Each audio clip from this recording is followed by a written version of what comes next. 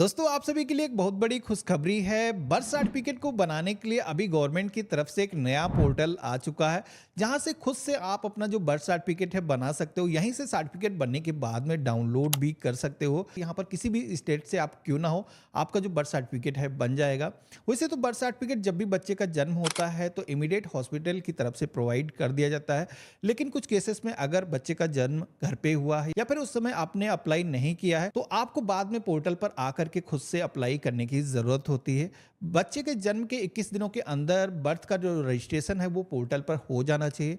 लेकिन कुछ केसेस में अगर आपने डिले कर दिया है 1 महीने, 1 साल या फिर इससे ज़्यादा 10 से 15, 20 साल हो चुके हैं, तो तब भी आप अपना जो बर्थ सर्टिफिकेट है वो बना सकते हो। लेकिन अगर आपने डिले किया है तो उस केस में आपको कुछ एडिशनल फीस और एडिशनल कुछ डॉक्यूमेंट देने की ज़रूरत पड़ेगी, जो कि मैं इस वीडियो के अंदर डिटेल में आपको बताने वाला हूँ। सबसे पहले तो आप सभी को अपना जो ब्राउज़र है वो ओपन करना है और यहाँ पर आप सभी को सर्च करना है DC स्पेस देना है CRSORGI। तो आप सभी के सामने इसकी जो ऑफिशियल वेबसाइट है, जो नया पोर्टल आया है बर्थ सर्टिफिकेट को बनाने के लिए, इस वेबसाइट का जो लिंक है हमने वीडियो के डिस्क्रिप्शन में भी दे रखा है। बर्थ सर्टिफिकेट बनने के बाद में आप इसी पोर्टल के जरिए अपना जो बर्थ सर्टिफिकेट है वो डाउनलोड कर पाओगे। मैं आपको दिखाऊंगा कैसे आपको बनाना है। तो सबसे पहले तो आप सभी को बर्थ सर्टिफिकेट को बनाने के लिए यहाँ पर जो लॉगिन की टाइप दी गई, इस पर क्लिक करोगे तो आपको दो तरीके के लॉगिन टाइप दिखेंगे। तो यहाँ पर हमें जनरल पब्लिक लॉगिन की टैब पे क्लिक करना है। आप सभी के सामने कुछ इस तरीके का लॉगिन पेज आएगा, जहां पर आपको ईमेल आईडी या फिर मोबाइल नंबर दर्ज करने के लिए बोला जाएगा। अब यहाँ पर हमने इस पोर्टल पर अभी तक अपनी जो आईडी है वो नहीं बनाई है, तो सबसे पहले तो आप सभी को यहाँ पर साइन अप करना है और यहाँ पर हमें अपना जो नेम है वो दर्ज करना है। यहाँ पर एक चीज ध्यान रखना है, अभी हम बच्चे की कोई भी डिटेल दर्ज नहीं कर रहे हैं। यहाँ पर जो भी पेरेंट है जो अप्लाई कर रहे हैं उनको अपनी जो डिटेल्स है वो दर्ज करना है। आपको नेम को first name, middle name, last name कुछ इस तरीके से फिल करना है। अगर आपके नेम में मिडिल नेम नहीं है तो उसको ब्लैंक भी छोड़ सकते हो। और यहाँ पर जेंडर सेलेक्ट करना है, डेट ऑफ बर्थ अपनी इस कैलेंडर के ऑप्शन पे क्लिक करके सेलेक्ट करना है और नेक्स्ट के ऑप्शन पे क्लिक करना है। अब यहाँ पर आपको अपना जो एड्रेस को फिल करने के लिए बोला जाएगा, जिसमें कि सबसे पहले तो अपना जो स्टेट है वो सेलेक्ट करना है, अपने डिस्ट्रिक्ट का जो नेम है वो चूज करना है। सब डिस्ट्रिक्ट यानी तहसील का जो नेम है यहाँ पर आपको सेलेक्ट कर लेना है। तो हम एक ग्रामीण क्षेत्र से हैं, विलेज वाला जो ऑप्शन है वो सेलेक्ट करेंगे।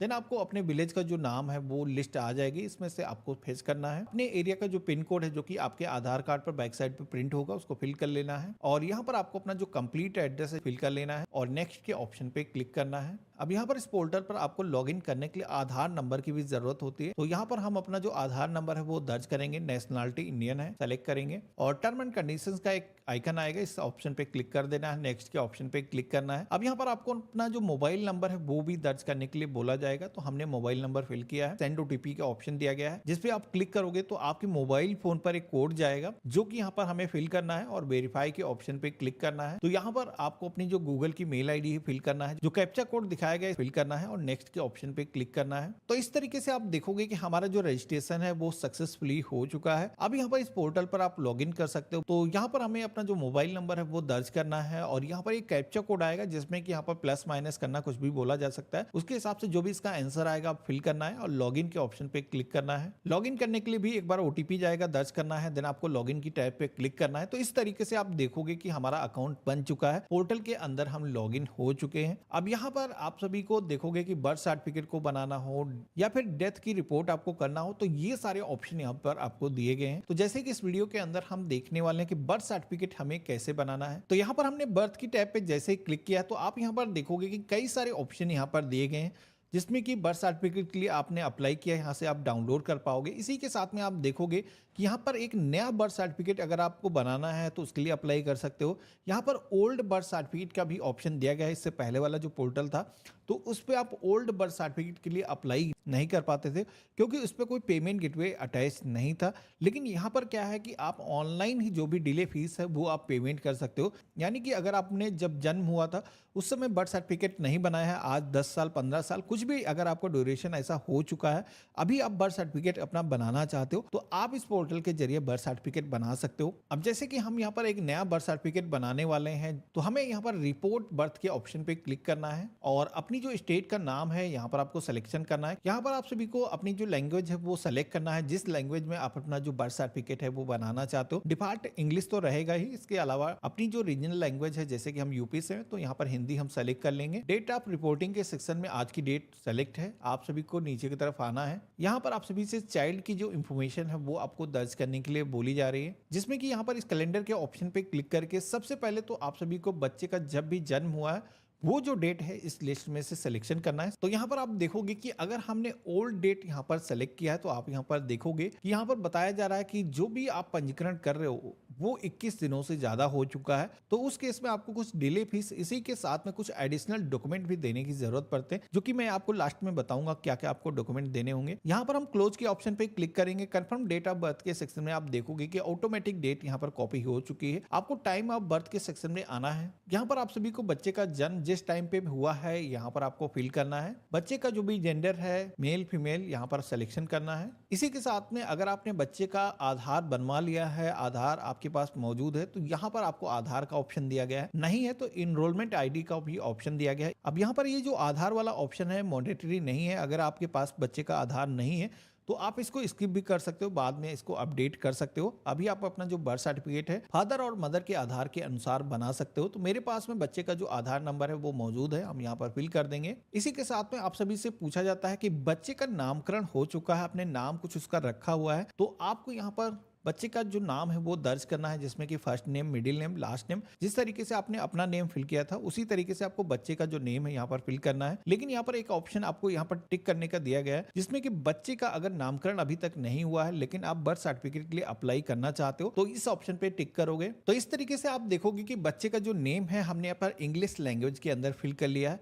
यहाँ पर इसका जो नेम है रीजनल लैंग्वेज, जैसे कि हमने हिंदी सेलेक्ट किया था तो हिंदी लैंग्वेज में यहाँ पर हमें फिल करने की ज़रूरत होगी, जिसमें कि यहाँ पर ये जो कीबोर्ड दिखाया गया है इस पर क्लिक करके आप ये जो नेम है उसको हिंदी लैंग्वेज के अंदर फिल कर सकते हो। अगर ये जो नेम है यहाँ पर सही तरीके से इंटर नहीं होता तो आप अपने मोबाइल फोन में या फिर कंप्यूटर में गूगल हिंदी इनपुट टूल डाल सकते हो, उसके जरिए भी आप हिंदी के अंदर टाइपिंग कर सकते हो। आपको स्क्रॉल करना है तो यहाँ पर फादर का जो नेम है first name, middle name, last name fill करना है। यहाँ पर रीजनल लैंग्वेज में भी आपको नेम को टाइप करना है और फादर का जो भी मोबाइल नंबर है यहाँ पर दर्ज करना है। इसी के साथ में ईमेल आईडी का भी ऑप्शन मिलता है, लेकिन ये ऑप्शन जरूरी नहीं है, हमें आधार नंबर को यहाँ पर डायरेक्टली दर्ज कर देना है। माता का जो भी नेम है दर्ज करना है और जिस तरीके से पिता की सारी डिटेल आपने फिल की है उसी तरीके से यहाँ पर मदर की भी डिटेल आपको दर्ज कर लेना है। आधार नंबर यहाँ पर माँ का आपको इंटर करना है। तो इस तरीके से हमने मदर का जो आधार है वो भी फिल कर दिया है। अगला सेक्शन मिलता है एड्रेस ऑफ पेरेंट का, जहां पर आप सभी को वो एड्रेस दर्ज करना है बच्चे के जन्म के समय पर जिस जगह पर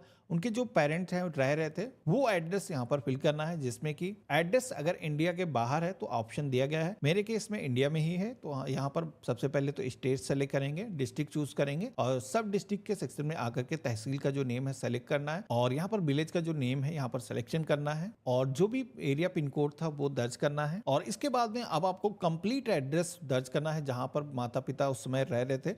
अगर आईडी प्रूफ पर जो भी एड्रेस है जैसे कि आधार पर एड्रेस है तो सेम ही अगर है तो सेम ही एड्रेस यहाँ पर आपको फिल कर देना है। तो यहाँ पर बच्चे का जन्म के समय पर अगर आप किसी दूसरे शहर में थे तो ऊपर की तरफ वो एड्रेस आप दर्ज करोगे।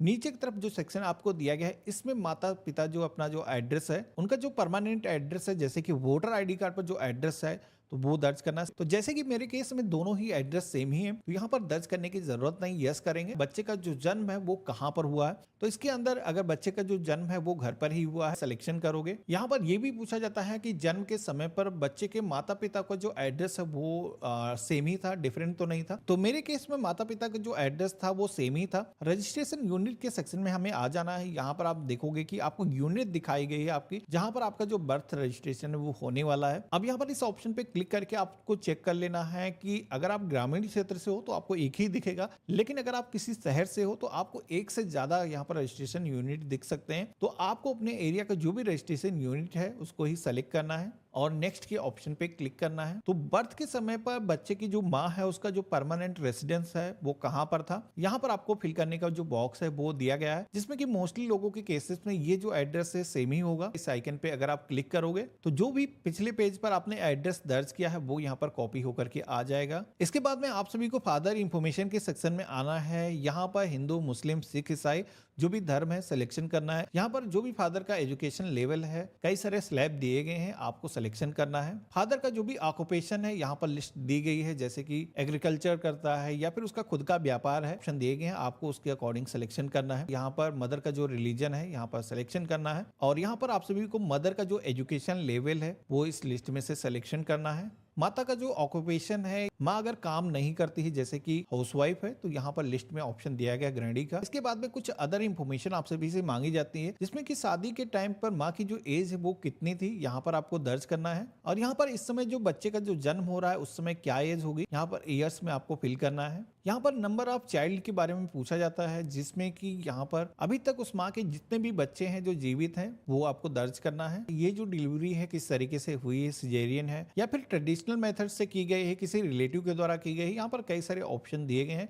आपको अपने अकॉर्डिंग सिलेक्शन करना है। तो जैसे कि मैंने यहाँ पर डॉक्टर वाला जो ऑप्शन है वो सेलेक्ट कर दिया है और यहाँ पर डिलीवरी टाइप के सेक्शन में आना है, यहाँ पर नॉर्मल डिलीवरी हुई है हम सेलेक्ट करेंगे। अगला ऑप्शन मिलता है जहां पर आप सभी को बच्चे का जो वेट है जन्म के समय पर कितना था आपको दर्ज करना है। माँ की जो प्रेगनेंसी थी कितने हफ्ते की थी आपको यहाँ पर नंबर्स को फिल करना है। तो इस तरीके से हमने जितनी भी इंफॉर्मेशन हमें दर्ज करने की जरूरत थी हमने फिल कर लिया है। अब आपको कुछ डॉक्यूमेंट यहाँ पर अटैच करना है, जिसमें कि एड्रेस प्रूफ। यहाँ पर इस ऑप्शन पे क्लिक करेंगे तो आप यहाँ पर देखोगे कि आप अपना जो वोटर आईडी कार्ड है या फिर कई सारे यूटिलिटी बिल के ऑप्शन दिए गए हैं, इनमें से कोई भी आप बिल दे सकते हो। आधार कार्ड भी आप यहाँ पर दे सकते हो, ड्राइविंग लाइसेंस दिया जा सकता है। तो हम यहाँ पर आधार कार्ड को सेलेक्ट कर लेंगे और यहाँ पर हम अपना जो आधार कार्ड है ब्राउज के ऑप्शन पे क्लिक करके अपलोड कर देंगे। एक चीज का ध्यान रखना है, यहाँ पर डॉक्यूमेंट को अपलोड करते वक्त कई सारे लोग गलतियां करते हैं कि यहाँ पर इंटरनेट के थ्रू डाउनलोड हुआ आधार ही अपलोड कर देते हैं, लेकिन वो जो आधार है वो पासवर्ड प्रोटेक्टेड होता है, जिसमें एक पासवर्ड लगा होता है और यहाँ पर डिपार्टमेंट इसको एक्सेस नहीं कर पाता है, जिसमें कि आपका जो फॉर्म है वो रिजेक्ट हो सकता है। और ये भी आपको ध्यान रखना है कि आधार कार्ड फ्रंट और बैक दोनों साइडें होना चाहिए, जो कि अगर आप फिजिकल अपने आधार कार्ड को स्कैन करके अपलोड कर रहे हो तो उसको सबसे पहले तो स्कैन करके एक पेज पर मर्ज कर लेना है, जो कि मैंने वीडियो के डिस्क्रिप्शन में एक टूल दे रखा है जिसपे आप क्लिक करके दो फाइलें सेलेक्ट करके